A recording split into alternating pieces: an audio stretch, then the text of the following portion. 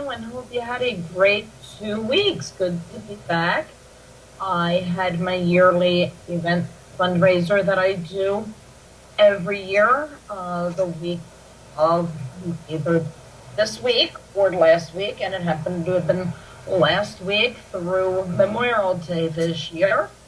I run specials when I do that, and naturally people that live in the area and are able to attend are the only ones that can take advantage of it. So stick around, because before the show ends, I'm going to let you know what the special rate is that I will, now that the fair is over, I will honor the rate to all of you out there to do phone readings with me instead of my regular rates that I have. I can do that now that the fair is over, because part of all the proceeds when I do that gets donated to the community firehouse every year.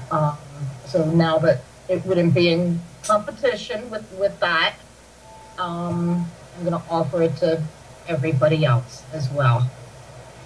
I am so excited tonight because I have a stranger to us. We all here at Penn have missed him, and he used to have a show right prior to mine every Wednesday at 8. And I don't want to waste any time, but I'll give you a hint for those that still may be trying to remember who it is. Phantom Elite Paranormal Group. That should be familiar to a lot of you. Brian Mann. Brian, how are you? Good. It's been some time. It has been. It's been a long, cold winter without you. And I got to make the joke, you in your pocket. Yeah. I didn't have your pocket to stay warm in. Now everybody's going, what? Yeah. Yeah, we better clarify that one, huh? Go ahead. Yeah, we were on an investigation, and we took Misha along, and she was on my cell phone, and I put her in my pocket. That's the joke. They were all freezing, and I was sitting right here at home, nice and warm and neat. So, Brian, I'm losing my voice. It's probably from last week all week, being outside and the weather and having to talk over all the noise while I was doing the reading, so I apologize. I'm squeaking tonight. What have you been up to? All kinds of stuff. We're actually trying to get a lot of our cases lined up for the summer still. We got a few in mind that are going to be really interesting. We're going to be going caving very soon, so that's going to be interesting. Doing that, more or less focused on the ghost box to see if we'll actually get any messages down in the caves, because there's no radio, that reaches down that way. So I was always curious on how the ghost box will react down there. What ghost box do you use, Brian? The SB7. The SB7, and the reason why I use that is because it's a lot better. A lot of people, say that the ghost box fake or whatever. Me personally, I like the specific one, the SB7, because it has the frequencies that you can set the speed. And a lot of the hacks that are out there, it's not accurate. The gaps between the channels, there was no radio frequencies whatsoever in those gaps. So what I've been doing lately is actually analyzing the sound wave patterns in the ghost box. So, and I'm using a lot of Ferdy cage type things to block out the radio frequency. So I'm trying to prove that the ghost box is real, a real thing. Lately, that's what I've been doing. Otherwise, well, with everything, you get those that are, gonna slam it, and even with the apps, with the radios, people say you're just bringing in, you're scanning radio waves. So how do you know when you ask a question that what you're hearing just doesn't happen to be coincidental, that what a broadcaster is saying could be an answer to what you're asking? And then you have the phone apps and things, where, to me, as far as I'm concerned, that's just a bunch of words pre-programmed into the thing, randomly saying. And are you talking about the Ghost Radar app, something like that?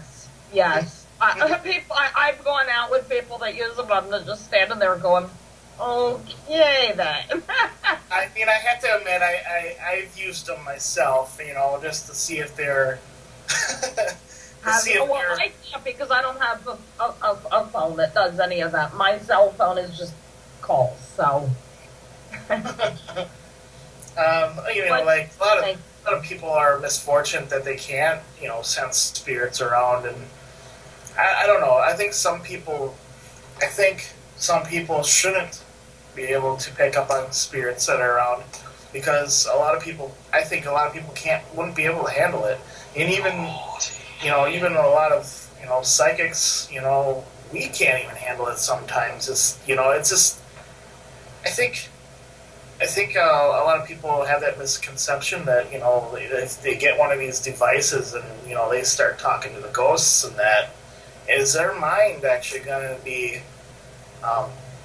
prepared, and it's not even if it's real or fake, if their mind is, prepared, then go ahead, do it. But I mean, I think the mundane, if they're not really into ghost hunting or doing anything of the sort, I think a lot of that actually, it's a whole mental thing, I don't know, I posted something the other day, I don't know if you guys seen it, I posted something about this lady. She kind of went nuts after she used that ghost app. She got committed to a sale asylum because she thought the ghosts were talking to her or whatever. Something like that. Like I said, I always thought, I think that you actually have to be prepared for, how can you be prepared for it? But, it's just, I don't know. What is your take on that, I guess? I think there's I've said it before, Brian, and so have you, there's so many people wanting to go out and do it, and a lot of it's just for shits and giggles because of all the television programs that you have. Yeah. And they think it's a game. They might come across a ghost hunting thing on a Friday or a Saturday night, even after being at the bar drinking, and just, they're carrying on, and they're just there because it's something to do. Correct, yeah. And by the way, you shouldn't be doing that. It's a no-no. Big time no-no. What do you feel about bringing children along, and at what age do you think that's appropriate? Well, a lot of people do see a lot of my videos. I do actually bring my daughter along on some of them that I feel that they're not, necessarily dangerous, like a house or something, or a place that I actually been to a few times prior to, and, it's actually during the day or something. It's actually a family gathering type place, so, I do keep that in mind. Age limit, I don't know. Me personally, I had my daughter into this stuff, when she was 1 year old. I was teaching her how to cleanse and with smudge sticks and stuff like that. So, she's... But we're going to be a little hypocritical here, or at least I am. Don't you think it's a little bit different? Because we do take this seriously, do know what we're doing. We're not just coming in off the street looking for something to do, or, a family night out, and, know nothing about it. Yeah, it is a different thing. Yeah, I mean, my daughter is aware of, the stuff that I do, and I think somebody that just all of a sudden I'm going to take my kid to a place, that, the building's falling apart, or it's just so dark in there, there's rusty nails or whatever, and, she gets hurt. I mean, it's common sense, obviously, too, but unfortunately, a lot of people lack common sense these days. I would have to say, if I seen like an amateurish paranormal group start bringing their kids along, and they really haven't been doing it for maybe 6 months to a year, I would say don't do it, because they really don't have the feel, how it really is out there. I don't bring my daughter to every single one, obviously. I do some dangerous type places like roads and that, and it's just it really does come into play that you really need to do your research of the place first, and make sure that if you, I mean, I understand it's hard to find a babysitter these days, and I always have something planned for my daughter, so I mean. Right. She's pretty sensitive like myself, but for others, there's always that attachment to something too. I'm always aware of that too, and I mean that's why I taught my daughter how to defend herself, psychically against things. Right. It's I would say no, if you haven't been in this stuff pretty much all your life and haven't, shown your kids how to do stuff, I think no, that they shouldn't go at all. Yeah.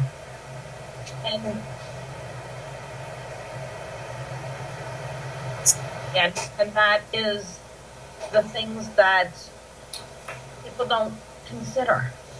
The condition that the location, the building's in, the debris that could be laying around, falling down. People don't think of those things. I know a lot of occasions, even I, doing it all the time, doing an outdoor one this time of year at night, how many times have I forgot the bug spray? Until I'm there and I'm like, oh crap, I bit. That's part of our equipment regiment. We have a couple cans of off with us, heavy deep woods off, because we're getting eaten alive half the time, and it's starting to be that season now. And as soon as we get out there, we're gonna be getting eaten. We've done a couple cases already, in the winter here, a little bit in between. It was kind of nice not having mosquitoes around, but I don't know. I think it just adds to the adventure of being outside, ghost hunting. And I mean, it is a completely different thing too. I'm going to get on that subject of inside and outside investigations. I mean, yeah, they are completely different. You can have more of a controlled environment, inside, obviously, versus outside.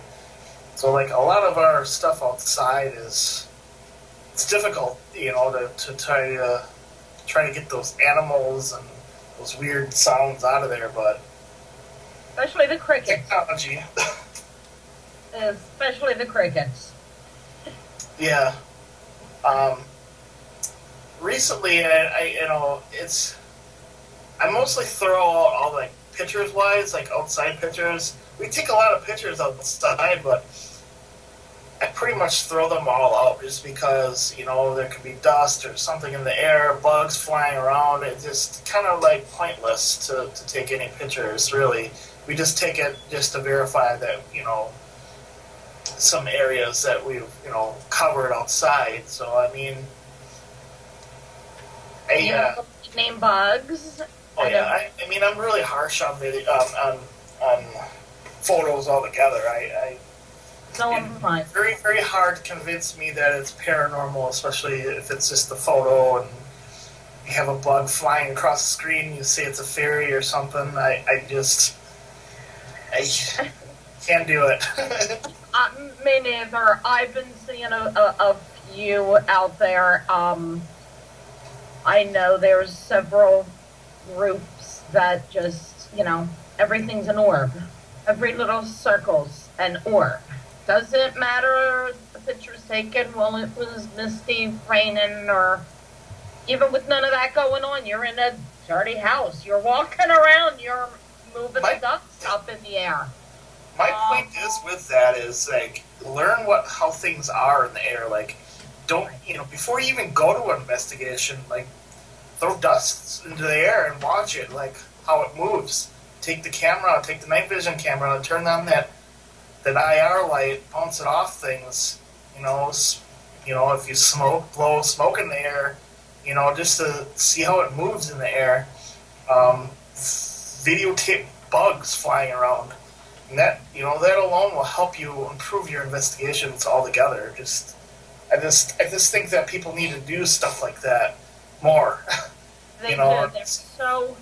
Some people are just so anxious to see something, I think. In pictures that any little thing they point out. I know I've seen them where they're taking pictures, they're in a historical place, and there might be a case or even photos, framed photos hanging up, and they're just taking a random picture of the wall, and there's a glare on the picture, yes, the one wall, and they're calling it a spirit flying by, when all you have to do is look at the photo, see that there was a piece of glass over here, know that the flash went off on the camera, and it's nothing other than the reflection and the glass, the light bouncing off the glass. And I sit there and I'm just like shaking my head.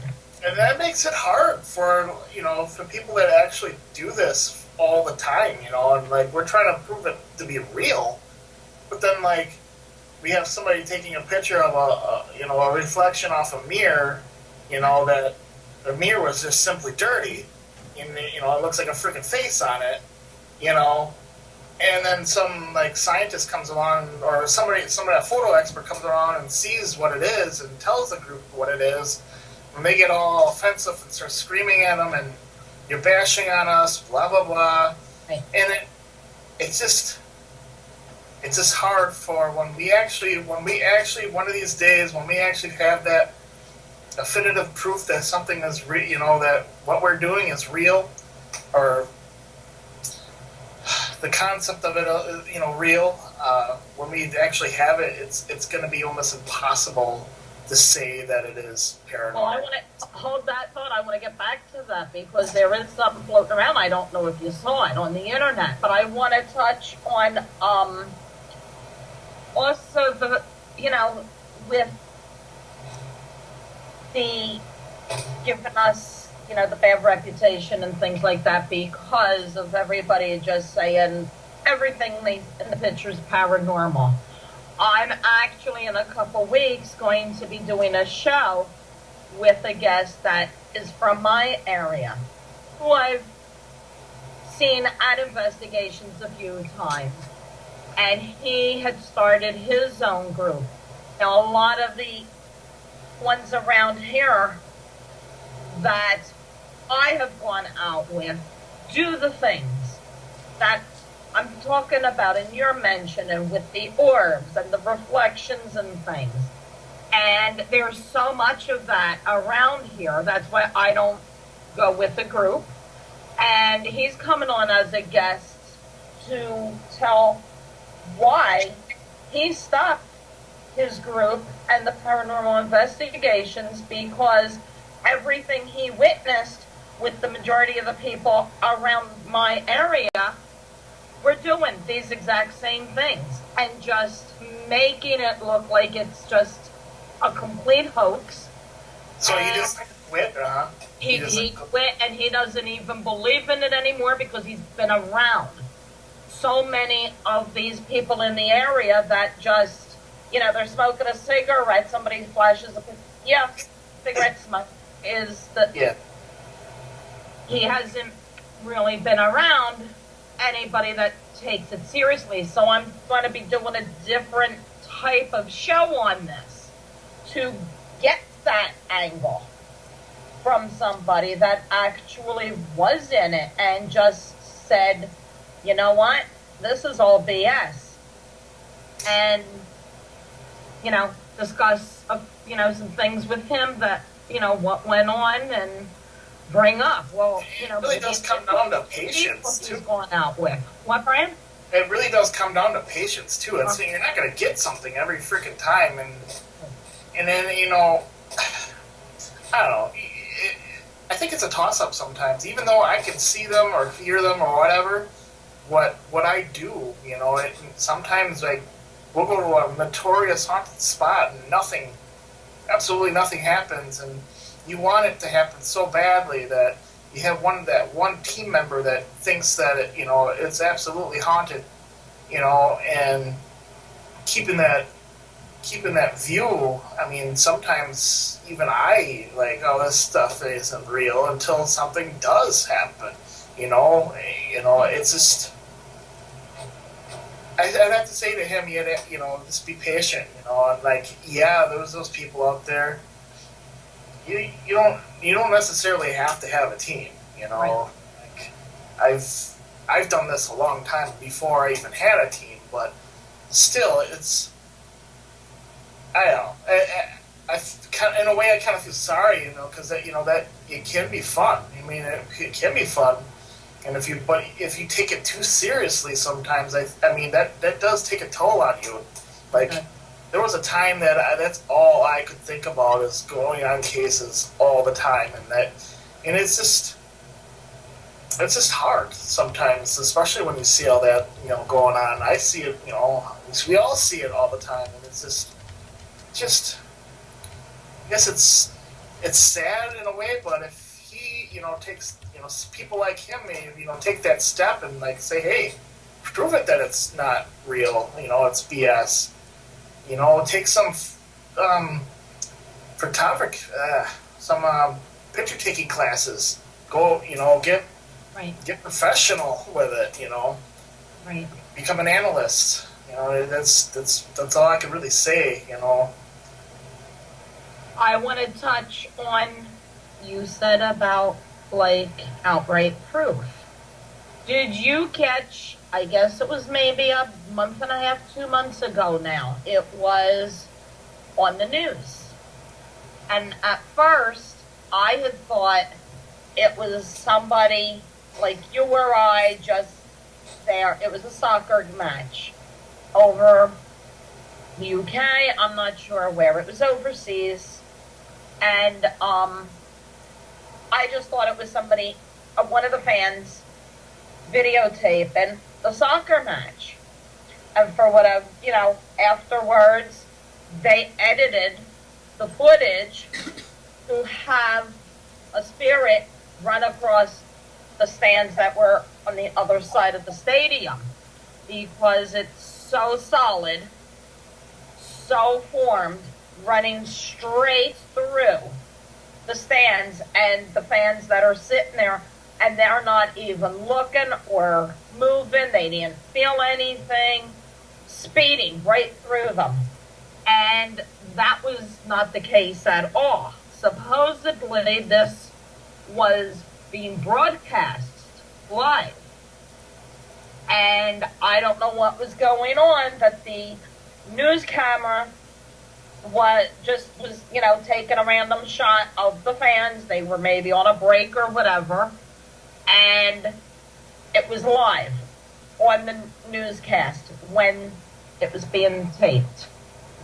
You'll have to look that one up, Brian. Have a look at it. All you have to do is Google soccer game ghost. Okay. Yeah, I've been doing a lot of those. I've been actually going on YouTube and that and looking up a lot of different videos lately, and just doing analyzing, like if it's been altered in any way. I mean, you could definitely tell if it's been altered, Right. There's so many things that you could do with editing, like, it's just, yeah, I'll look at it. There's a lot of them coming from like Asia, China over that way. A lot of those type of pictures, videos coming out from that way. I just did one about a bowl shattering off a what was a convenience store. I forget where it was. I just did something like that, and the bowl just like shot off the table and landed on the ground, and I was like, it just looked really weird to me. Like this lady was just walking around, and I don't know. You'd have to see it. It's on my channel. Like you'll see it. It's like a bowl. It like just flies off the table. I don't know. To me, it looks like it's faked for sure. Right.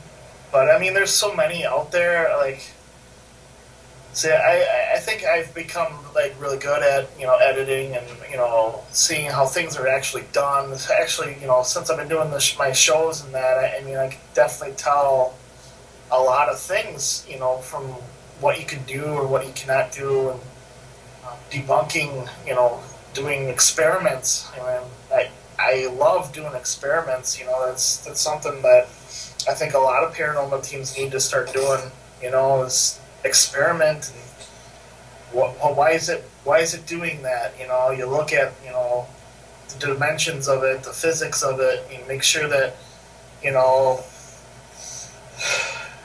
you're trying to do everything in your power to make sure that what you are viewing, like a full body apparition in front of you, you want to prove that that's exactly what you're seeing is a ghost, so. And nobody standing anywhere, reflection, shadows, none of that. What I did see, talk about pictures and things like that. I did see the bunch of photos that you have. One that your group had taken, and then ones that you just put up saying other. And from what I saw, the others, the very first one that was labeled other that I had clicked on was above a building, looking like it was a house fire or whatever that particular building was when you first look at it. But I thought, yeah, that's pretty. I mean, that was. I was just using this thing to see how the smoke. How would you blow? How would you make those pictures like that, even outside? And it wasn't necessarily, what it looked like. It's how it came onto frame. Like, how would you get that white to stay there in that spot, and how to make it stay in that spot, even outside? There's a certain way to blow it on the side of the camera. No matter what you do, if you look at that other team's stuff, no matter what, you can see that it's off to the side, like it cuts off. So wherever it's getting cut off, that's where they're blowing it in from. So that's how. I don't care what they use to make it. I'd have to say it's smoke, or some kind of smoke form, just because I don't believe that that they actually sent me one like 30 some more the next day after I posted that. They're like, oh, what do you these are all paranormal. I'm like, so you're getting 50 photos in a row with the same thing? Like, I would have to say that's highly unlikely, just because we'll take over 150 pictures on an investigation right in a row, and we'd never get anything like that. Anything like, unless it's something nothing that I couldn't explain, really. I mean, some of those are unique. They're really cool looking, but and I noticed in a couple there were the forms of faces in 2 of them. Yeah. Did you see it? Did you catch that? Yeah, I seen that, but I mean, it's a French paranormal team. I mean, they're from France there, and I mean, I've been talking to him for a while, you know, and it's just one of those people that I think just take random pictures of things and just say it's paranormal. But if they are actually blowing smoke or they're smoking while they're taking pictures, because that's kind of it's either their breath or they're smoking a cigarette while they're taking a picture. It's one of those two because it has to be. Like I don't see it any other way. Like those faces, it's just matrixing. Like to me, anyway. Like they don't have any like EVPs or anything to back it up. For me, I would have to say no. Like it's not. Like, Exactly. you gotta have more than just pictures. Yes, you do. What is a place that stands out the most to you that freaked you out? Have you been anywhere that really you can say freaked you out? My team would say there is one place. Paradise Road. We just did it.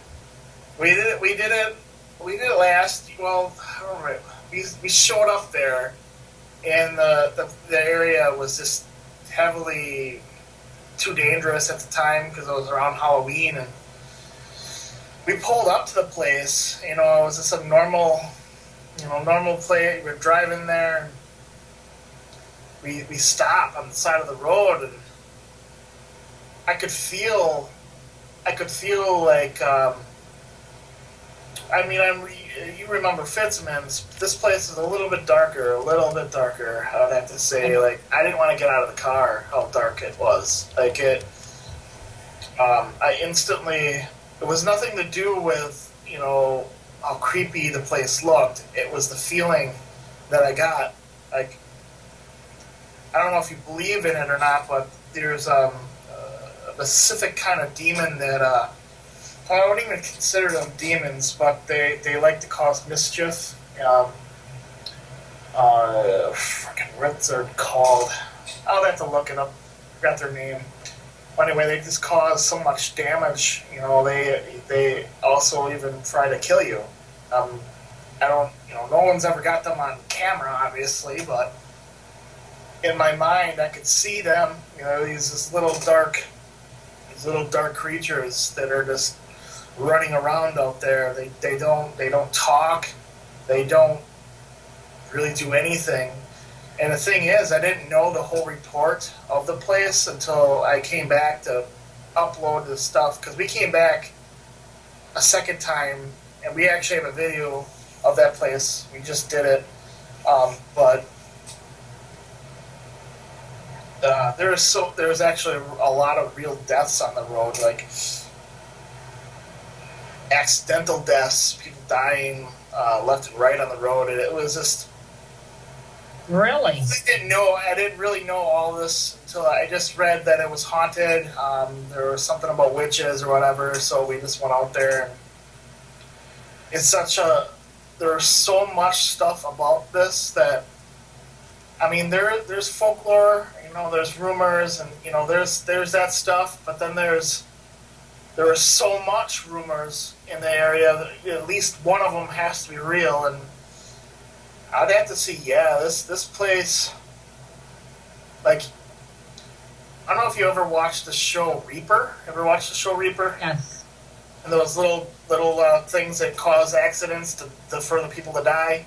Right. Kind of like that. That's what I could, like, kind of explain how they are, like, they cause damage. I mean, it sounds crazy, but they've been throughout the centuries that these things are real. So I mean, it definitely first time I've ever came across one that they don't really care. They hate people. So I didn't want to get out, and the second time being there, I definitely had the same feeling, but a little bit worse. We were out there, and all of a sudden, like, I seen one of them on the side of the road, and I had a feeling that it was trying to do something to, like, hurt my team. I'm like, we're leaving now. Like, we took off running towards the truck, and I don't we normally don't do that. Like, it was Right. so freaky. Not even like 2 minutes after I felt that from that thing, a car came flying through there and it would have killed us. It would have hit us and killed us. We would have no reaction time to move out of the way. That's how dangerous this particular road was. So it definitely, that road just intrigued me so much that I had to come back. You know, even with that danger that, you know, of getting hit, it's just, it's unbelievable. There was a murder on the road. This like lady like paid these students to kill her husband for the insurance money on the road. I mean, there's a death at least every 2 years or something on the road. It's crazy. Like, it's one of those places. You've been there twice then, Brian, both times at night? Yes. How about going during the day? The first time when we went there was during the day, and then it started getting darker out. Just to get the feel for the area. Like our first time, we'll go to a place and just check it out, see if we feel anything. But if I start to feel something, we'll actually start rolling the cameras right there on the spot. But the first time out there is pretty much just to get the lay of the area, how we're gonna do the, you know, safety precautions. Like, a lot of our roads, we have safety cones up, and we wear like reflective tape and stuff on us to make sure that motorists see us. And so we don't have lots of money to close down the road. You know, I mean, I'd love to do that. That'd be awesome to have the power to do that, but obviously we don't. And we just make sure that the motorists know that we're there. We'll have like a sign up or have the vehicles on the ends of the road so people know that we're there. But it's dangerous. That's all I can say. Did you ever, the police come wondering what you were doing since you have the cones up and stuff? Stopping you? Or? A lot of the times we actually call the local police. Right.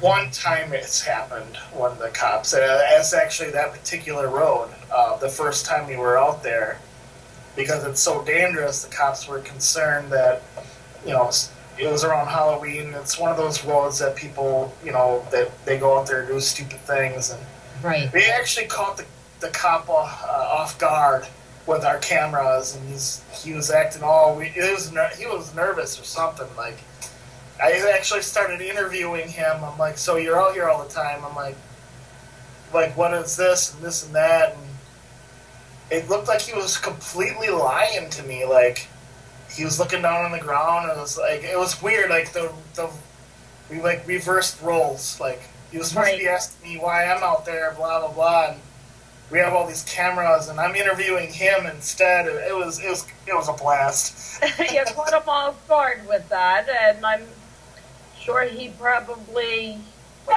has experience of things that he is keeping to himself. Yeah, there was actually like a phantom truck or something out there too that I'm actually, you know, over a lot of roads that we're looking at now actually have the same, like almost the same reports. There's like the phantom truck that like tries to ram people off the road. We have one out here someplace that has that behind it too. I'm actually getting intrigued about it, but just trying to think of why so many reports of this.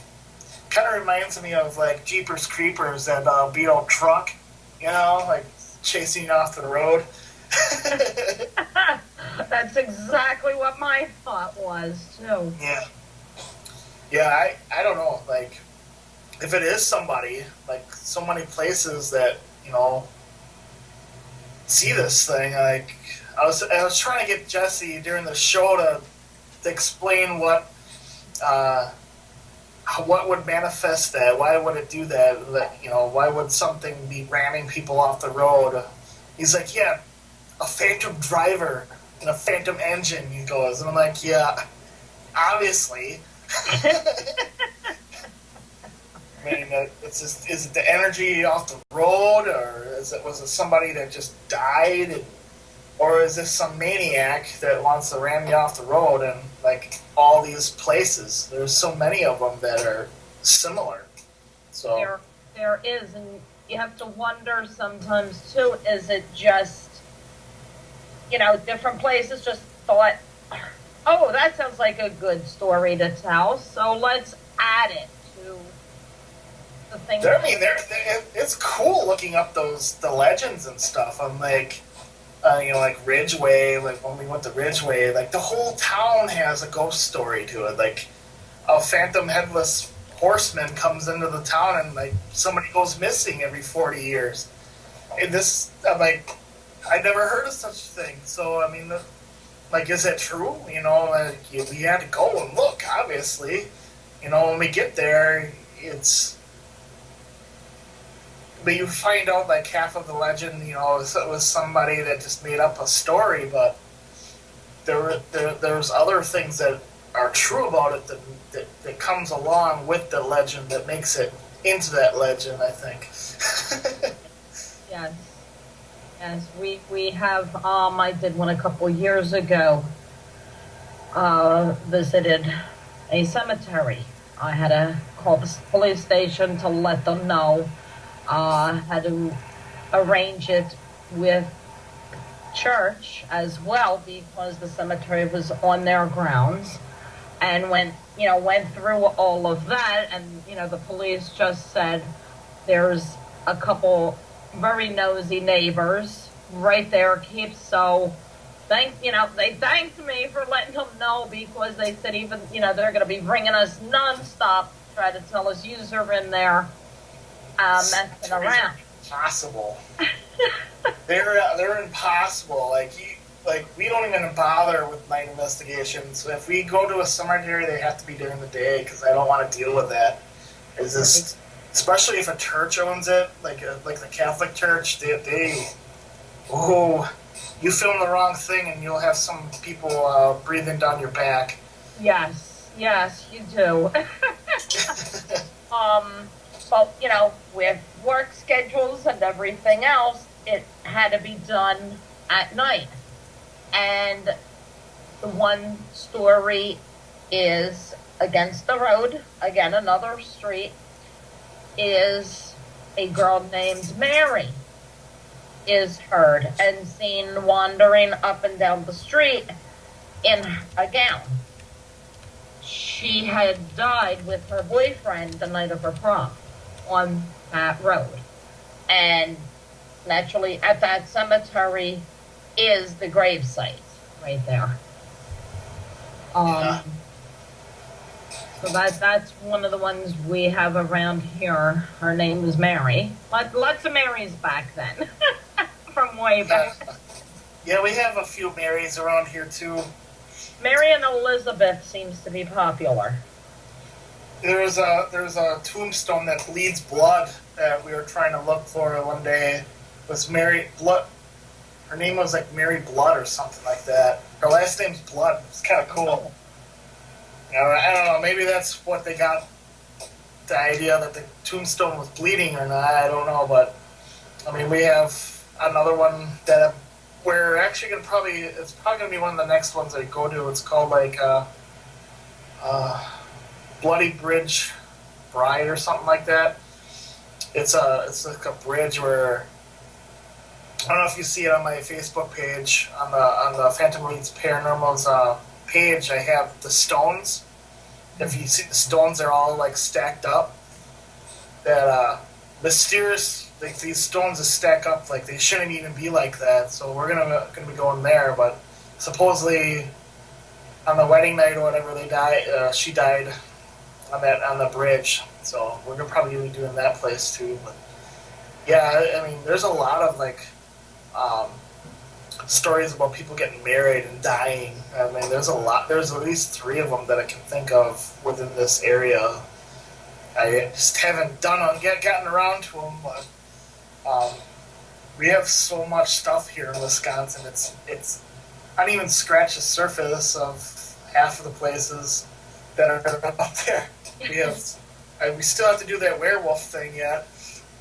You haven't done that yet. Okay. No, it's just how we do it, go about doing that. It's just, we have a thermal imager in that, but it's still, how do you go about hunting something like that or getting something that on camera without dying yourself, like.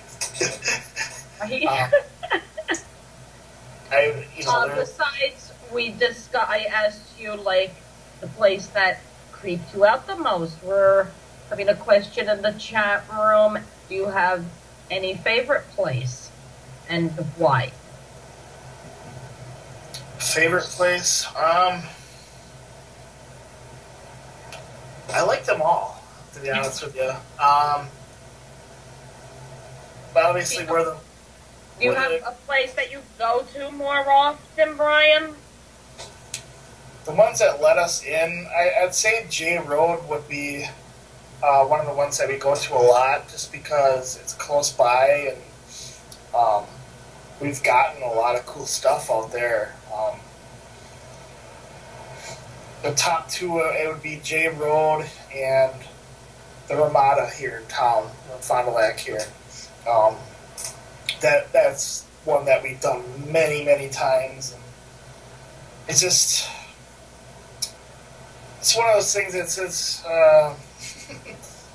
the Ramada ghosts don't like me, so it's an interesting thing when I'm there, but there's specific places that I'd actually like to go back, but I probably can't just because they've been private home cases that are just amazing. And it's just, sometimes it bugs me that I can't make a lot of my shows and stuff that I see public. And I mean, we have demonic cases that we really can't really show, like, because of privacy issues and that. And it bugs me, I mean, I think I showed you one of those videos. We had it on Pen, where that lady, she was just like freaking the heck out on us.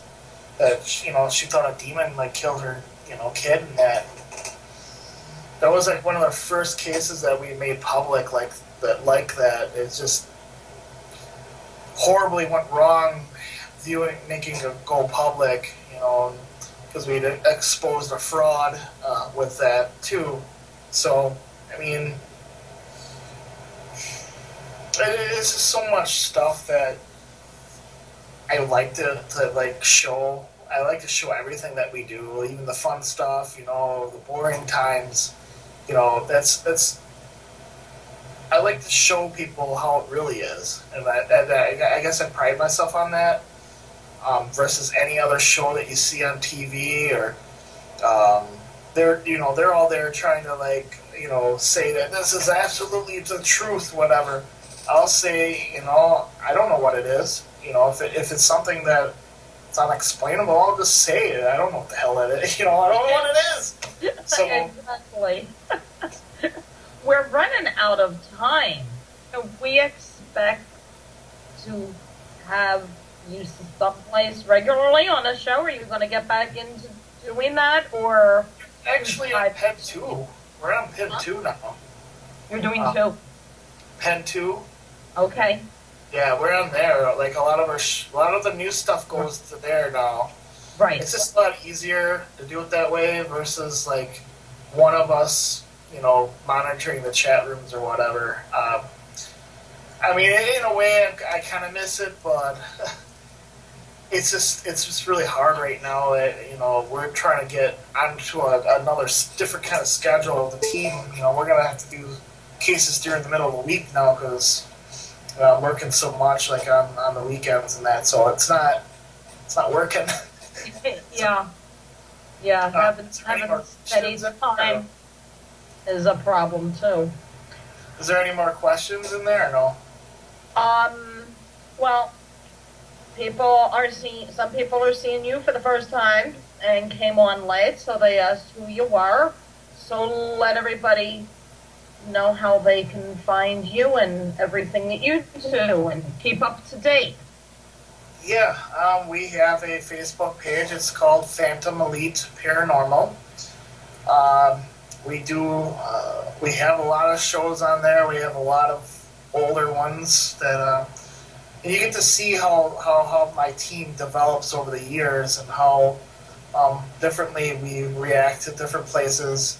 And it's a real life paranormal thing, and it's not necessarily always paranormal. We touch on a lot of weird subjects while we're out at places. We have talk shows about demons and Freemasons. Krampus. What's that? Krampus. Krampus, yes, I love that. I love that talk show. It was a Christmas special on the Krampus. For the Krampus actually comes out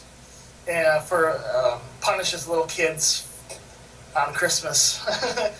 You want to check that out too. It's on our YouTube page as well. It's at Phantom Elite Paranormal. And we have so much stuff on there that we just try to have a good time. It's not necessarily, I mean, I guess, I try to be serious, but we do goof around, it's one of those things. We try to be as most professional as we can, but, there is those times that, we have those emotional times. It's just trying to get people active with us. That's what we want mostly.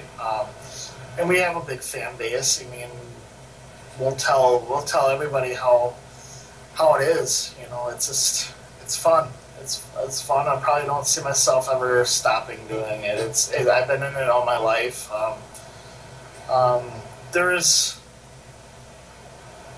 I do wear my vampire teeth, and I'm wearing my leather and stuff on investigations. That's who I am. I'm very. You gotta have fun with it. Oh yeah, and it's maybe one day I'll explain the teeth and that or whatever, but maybe down the road. Have you back on? What's that? Have you back on? Yeah, that would be fun. Maybe Jess can join us and some of the others next time going on. Yeah, I tried to get like Jesse and Nicole and them. Nicole's been working like new hours, and it's just been a mess lately, and we're just trying to get back on track. We have a few new shows that just came out. So yeah, Facebook. We're on Facebook, Twitter, Google Plus. Obviously on YouTube. We're just trying to get more subscribers on there lately too. So we're just trying to boost our viewer base. We're going to be working with a lot of new people this year. Mary Sutherland from Burlington. She knows like all the people from like Ancient Aliens and all those like cool TV programs. So we're going to be working with a lot of star paranormal people, pretty much. And I'm kind of excited about it. We're trying to book a case with what's her name?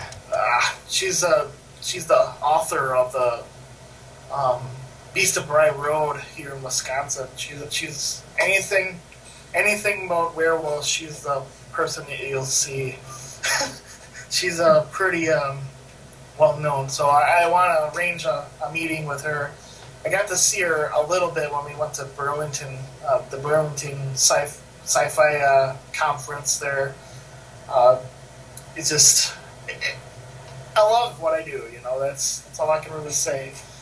So I mean, we're going to be caving, like I said.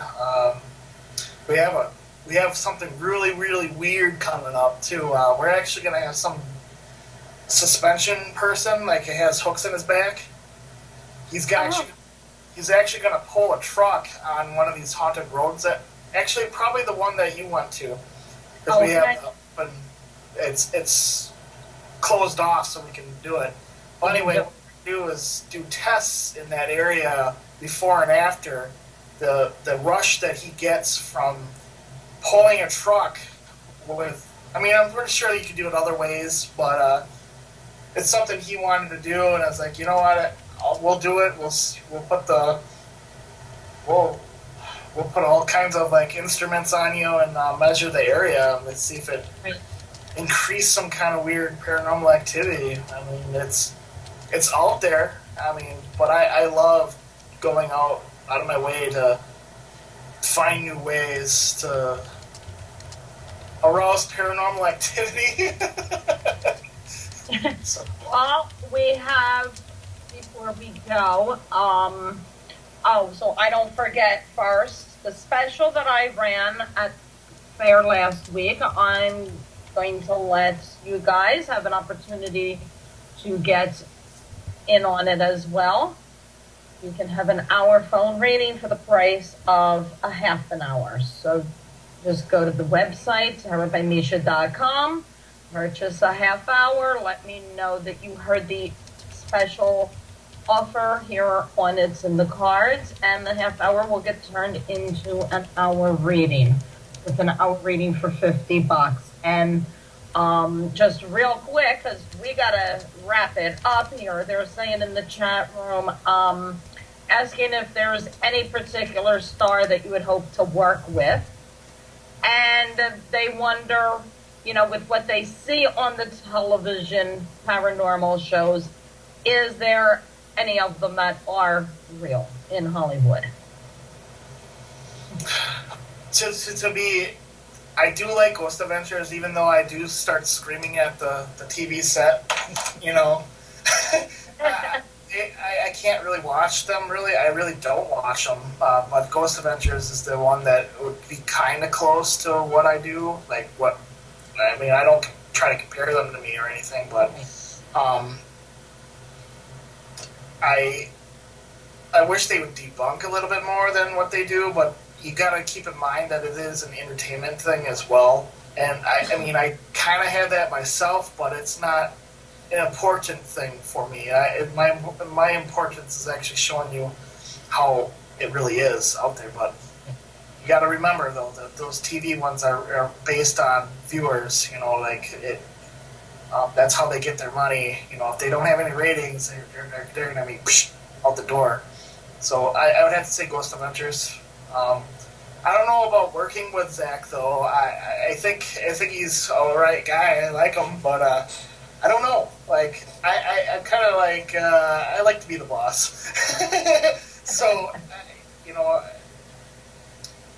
maybe Ryan Buell from Paranormal State. Yeah, I heard he's coming back, but that's what I'd like to work with if I ever had a chance. Okay.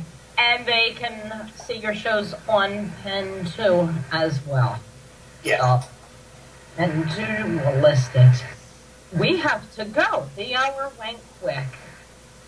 Eric's going to strangle me if we don't get off of here. I know, right? I'm looking at the time. Clicking. Well, I'd love to have you back, and Nicole and Jesse, if they're able to, and we can work it out, have you all on. Thanks so much, Brian, for updating. It's fun. Have a good night, everybody. Have a fantastic week. Good night.